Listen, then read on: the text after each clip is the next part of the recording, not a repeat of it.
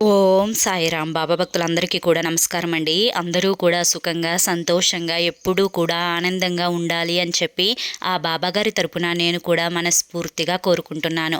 ఈరోజు బాబాగారు అందించే సందేశం ఏంటి అంటే కనుక, తల్లి, అమావాస్యలోపు కనుక నువ్వు ఈ విషయాన్ని తెలుసుకోగలిగితే, ఇది నీ కుటుంబానికి గనక చెప్పగలిగితే నువ్వు చాలా చాలా అదృష్టవంతురాలివమ్మా అని చెప్పి ఏదో తెలియని సందేశాన్ని ఈరోజు బాబాగారు మనకు అందించాలి అని చెప్పి అనుకుంటున్నారండి.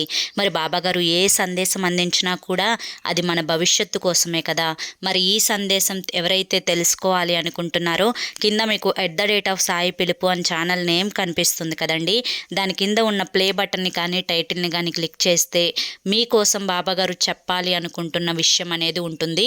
అందరూ కూడా ఓపెన్ చేసి చూడండి. ఎందుకంటే బాబాగారు ఏది చెప్పినా అది మన భవిష్యత్తుకు పునాది అని చెప్పి నమ్మినట్లయితే. జై సాయిరాం.